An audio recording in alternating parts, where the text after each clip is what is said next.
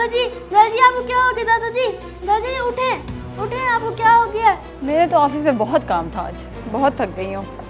मैंने भी यार 2-3 मीटिंग्स करनी थी पर हो गई, थक बहुत गया हूँ।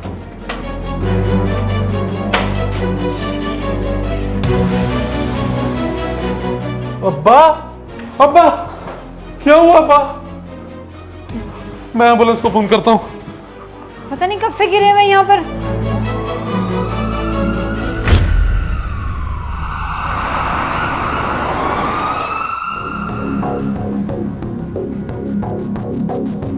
पता नहीं अचानक से अब्बा जी को क्या हो गया, बड़ी टेंशन हो रही है यार। आप परेशान मत हो, अल्लाह ताला खैर करेगा इंशाल्लाह। उम्मीद है इसके बाद इनकी हालत स्टेबल हो जाएगी। इसके फ़ौरन बाद आप इनको दूसरी ड्रिप लगाएं। मैं तब तक इनकी वर्षा को तसल्ली देता हूँ।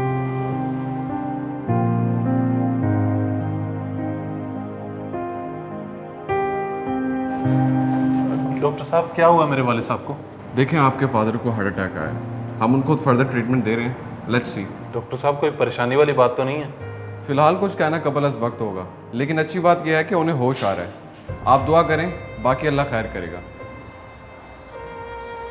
आप परेशान मत हो, अल्लाह बेहतरी करेगा इंशाल्लाह। परेशानी वाली बात तो है। अच्छा वो तुमने शुमाइला और वकास को कॉल कर दी थी? जी मैंने दोनों को कॉल कर दी थी। हम बाहर लॉन में चलकर बैठे, यहाँ बहुत घबराहट हो रही है। ऐसी लगा तो हुआ है, और पीछे से अब्बा को भी हमारी ज़रूरत हो सकती है।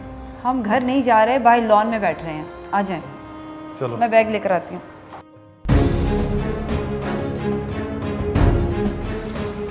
ले आ गए आपके भाई और बहन नंबर बनाने के लिए। इधर आ जाओ।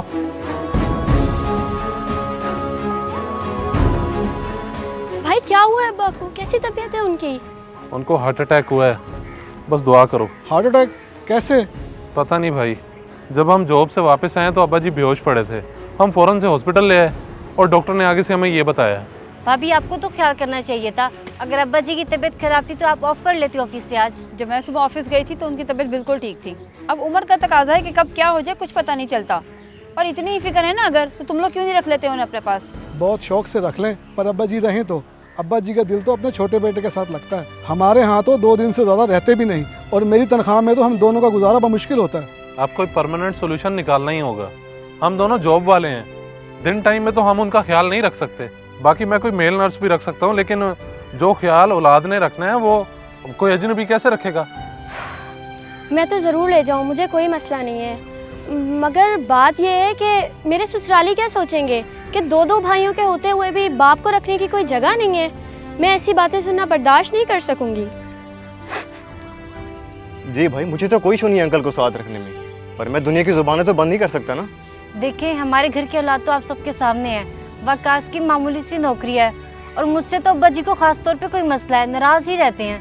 अगर आप सबके इतने ही मसाइल हैं तो फिर हमारे पास एक ही हल है कि हम अब्बा जी को ओल्ड एज होम छोड़ दें, क्योंकि अब हम भी मजीद नहीं रख सकते। सर मरीज की हालत बहुत सीरियस हो गई है, वो अपने बच्चों को भी याद कर रहा है। चलो चलो जल्दी।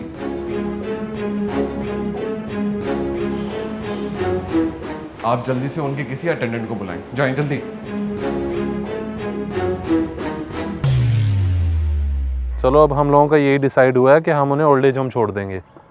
अब गुस्से से तो ना देखो एक दूसरे को, वो ठीक हो जाए पहले। भाई शफीक नामी मरीज आपका है? जी जी हमारा मरीज है। मरीज की हालत बहुत सीरियस है, डॉक्टर साहब बुला रहे हैं, आप जल्दी से आ जाए। चलो जल्दी।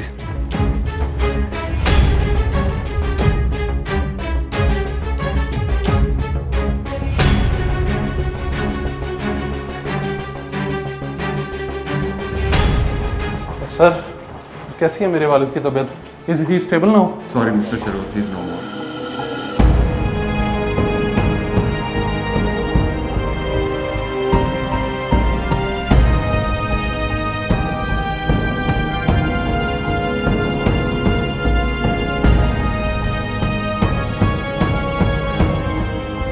अब्बा जी इतनी जल्दी छोड़कर चले गए, मैं उनकी खिदमत भी नहीं कर सका, पर उनकी फौत में इतना अच्छा खाना दूंगा दुनिया देखेगी। हाँ, किसी भी किस्म की कोई कमी नहीं होगी, और कुल खानी हमारी तरफ से होगी। आखिर शुमैला भी उनकी बेटी थी। मुझे लगता है ये वक्त इन बातों का नहीं है। पहले अब्बा की बॉडी तो घर ले जाएं, ये सब भी होता रहेगा।